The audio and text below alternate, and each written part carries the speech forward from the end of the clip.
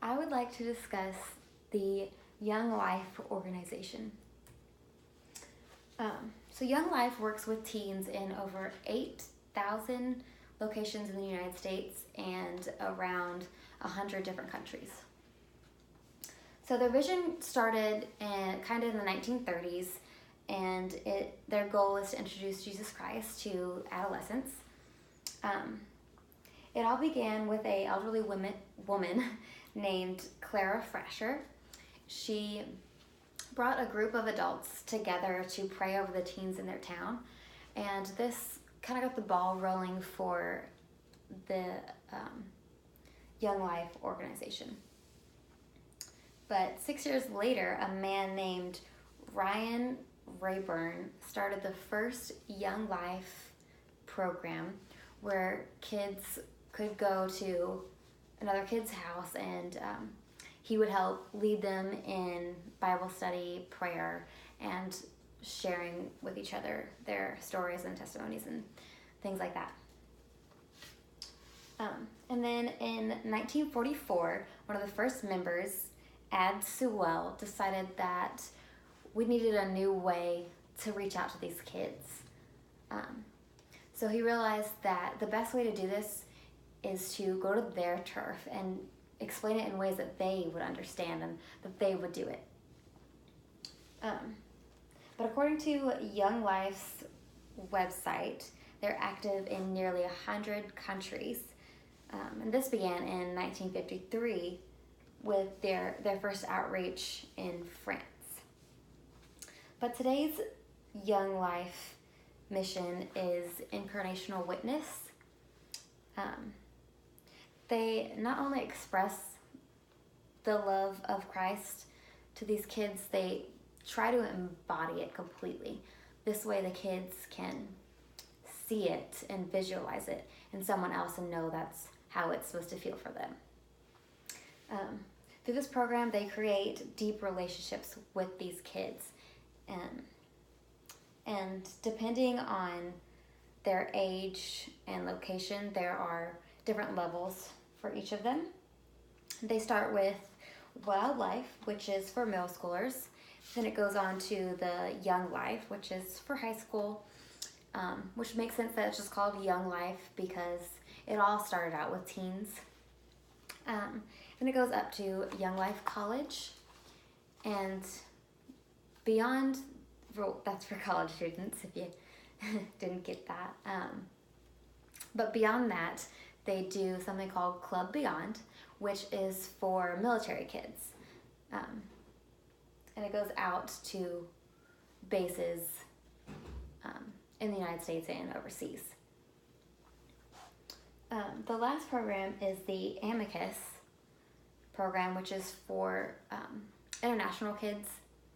So they get to also understand the love of Jesus, and because in other nations, they don't really get this experience like we do.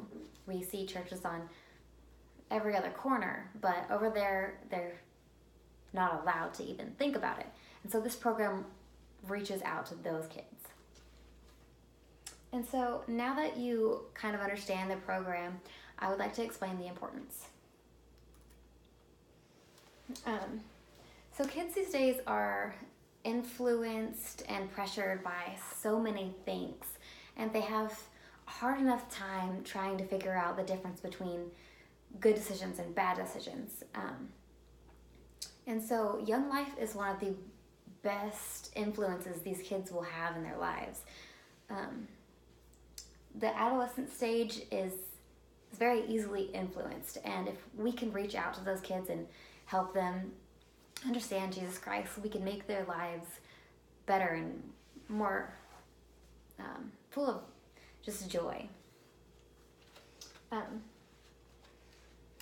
So Young Life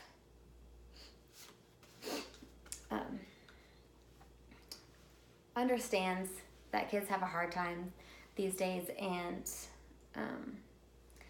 we try to bring them in and teach them right from wrong and help them understand their futures and help explain why they should follow God, and not force them to make the decision, just inform them so that they can do this on their own. And then according to the Cypress Young Living program, they explain that the leaders care about these kids. They listen to them. They want to hear their stories and their testimonies.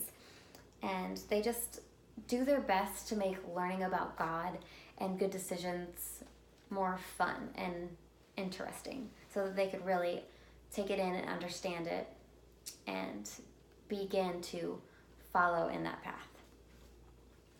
But now that you know kind of the importance of this program, I'd like to discuss how they use their donations and what they invest this in.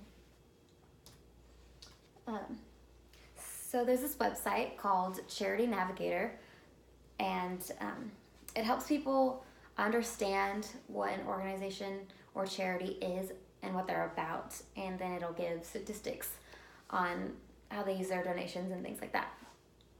So they have the list of the top programs that cover at least 60% of Young Life's total expenses up to 2016, which are field ministry, summer camps, and grants to similar organizations. So keep in mind as I discuss this that it's from the beginning of the organization to 2016. It's not something over 1 year or 2 years. It's quite a while. So field ministry takes up $197,164,968 of their donations. And according to their website, this includes all local Young Life areas, Young Life Foundation, devotional services, communication, operations, finances, information technology, and human resources. So basically what they're saying is they pay for their staff, the leaders that they employ. They have benefits for them. They use this money for the basic operation costs, basic supplies, and things along those lines. So then summer camps take up $72,504,200 of their donations. These camps are very important to this organization because it is all about the kids. It's all about influencing them and helping them make these good decisions, whether to follow Christ or not. And so these camps are ways that we can get to them and can interest them. They help kids get away from their everyday lives and have fun with their friends and leaders, all the while getting to hear the good news and love of Jesus Christ in ways that they understand and will continue to experience and remember over the years. These camps help over 100,000 kids every year learn the good news of Jesus. And then the last one is grants to similar organizations make up $16,500,440 of their donations. And then one of these similar organizations is Interfaced Ministries. Have their logo right there. But throughout this presentation, I hope that you understand why Young Life is important, and maybe you'll be willing to donate or to support this wonderful organization. And I'll leave you with one fact.